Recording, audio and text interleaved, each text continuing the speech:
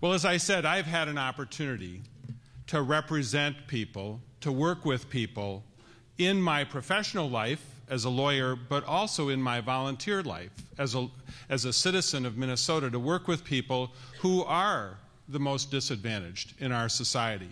And I think it is critical that we keep in mind the families and the kids who need help.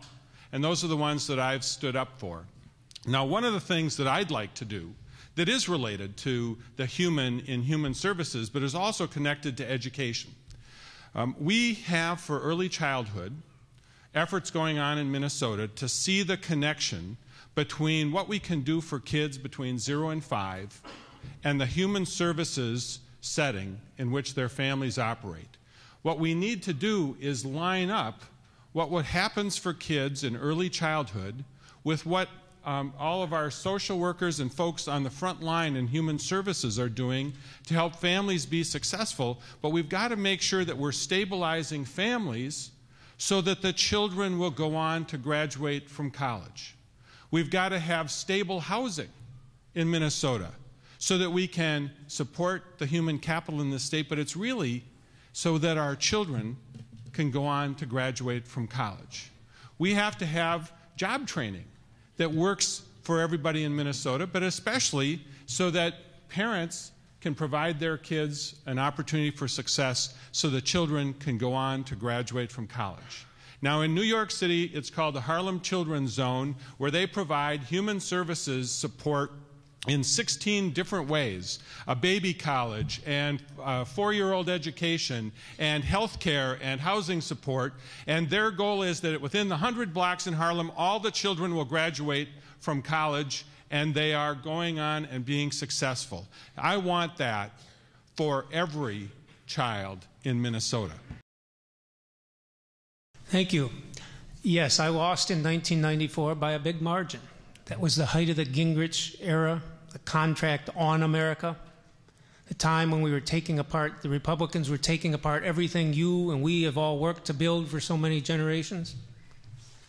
And I went down fighting for single-payer health care, fighting for progressive income taxes, fighting for investment in early childhood education. That wasn't the time to be doing that. It was the time, but the voters weren't ready for it then. I've represented a suburban Republican-leaning district, won 7 times there. If we ruled out a candidate who lost once by a big margin, Obama lost a big time in a congressional race a number of years ago. Paul Wellstone lost big to the same guy I lost to. We would never have had President Obama or former Senator Wellstone, and that would be a shame. I've won 7 times in that district, not by ducking on the issues. Again, it was 64-1 vote to cut taxes that year, a suburban Republican legislative district, and I stood up. LGBT marriage equality, I've stood up for that in my district. And that's the reason you do it, because you change attitudes. You make people come around. This is no longer the Obama era. This is the Obama era now. Excuse me, it's not the Gingrich Contract on America era. They're opposite. And in the Obama era, people are ready for change. In 1932, when FDR got elected president, seniors were in crisis. He didn't say, let's do a Social Security pilot project. Let's tinker with what we've got. He said, let's have bold reform. That's why we need the Minnesota Health Plan. That's why we need a progressive income tax. That's why we need to invest in our schools, because we can do it that way. And the voters are ready for that. The voters are ready for it. Working together, we can win, and we're going to win, and we're going to build a state that works again. Well, that's the most absurd piece of nonsense I've ever heard in my life, because I never privatized any nursing homes. You know, I was a lucky kid. I grew up next door to my single aunt and uncle, and they raised me kind of like their kid. I had two sets of parents. When my aunt got dementia, I was her caretaker. I put her in the AFSCME nursing home in Virginia, Minnesota. And I took care of her for 5 years, and when my mother's Parkinson's got so bad, I put her in the AFSCME nursing home in Virginia, Minnesota. For anybody in this room to imply that I closed Chris Jensen Nursing Home. I am not on the board of the St. Louis County Board.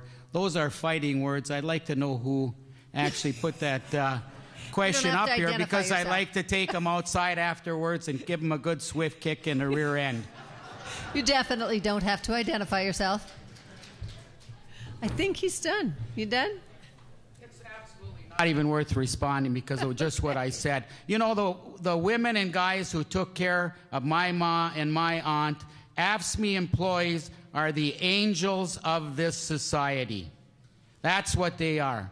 And for anybody to imply otherwise is absolutely nuts. First, a very quick defense of Tom Bach on the earlier question. Tom Bach is the Senate tax chair. He had to deliver an honest budget. It was one of the first honest budgets to come out of the legislature. It would have saved your jobs and created other jobs. You may or may not agree with everything in there, but as he goes back in the legislature, I may be seeking the same job as him, but I'm going to stand with him. Here's what we've done on employment. I walked into an enormous crisis in the city of Minneapolis, deep debt, and many other challenges going forward, and we had to make some tough decisions. We had to hold the line at a 2% raise for our employees so that we could save jobs, and we saved jobs because of that.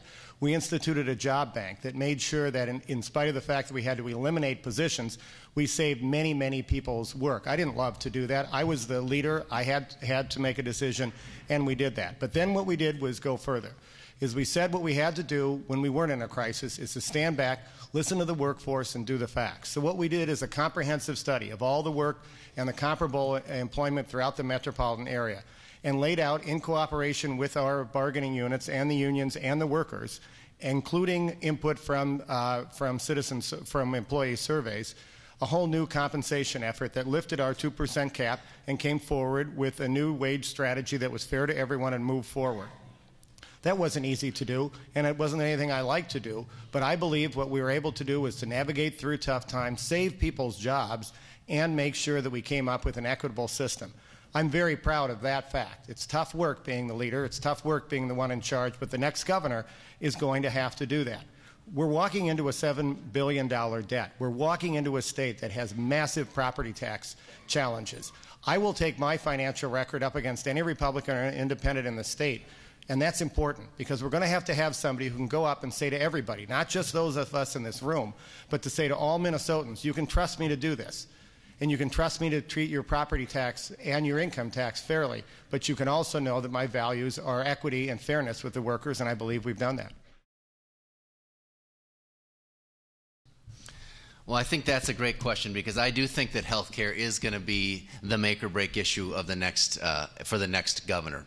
I'm very excited with some of the progress that we're making at the federal level on the health care bill. I think the public option is a critically important part of that, and I was pleased to work again with you to passing a public option in Minnesota this last year for every child in the state. We got to get it to every person in the state, and I hope the feds can help us do that, but we have that today because of work you've done and that I've done with you for Minnesota kids.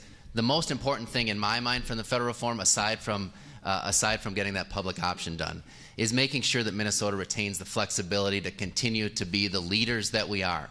We are going to get some additional money if these bills pass to do part of the fix on GAMC because there's going to be new money that's never been there before for single adults under the federal laws. And the critical thing about that is in Minnesota, the reason the governor was able to veto GAMC, as most of you know, is because that's a state-funded only program. The federal reform bill is going to have money in there to match our state dollars. We're working very hard, as Margaret alluded to earlier. Representative Aaron Murphy, myself, and others, we've sat down with AFSCME to talk about this, about how we're going to find some new revenues to fill in the gap on GMC, but I'm very excited about the possibility of getting those federal dollars in to match. But the most important thing is that that federal bill gives us additional dollars, but also the flexibility to do the smart things that we're already doing in Minnesota, and some of that is exactly coming from the work that you've done in negotiating your health care plan with the state of Minnesota. Because you have agreed with the state of Minnesota and pushed hard on the state of Minnesota and the governor to do a smart kind of health care plan that works for more people, that actually doesn't have as huge a cost increases as other people do. You're really an example to the nation, the work that you've done, and we need to continue to build on that.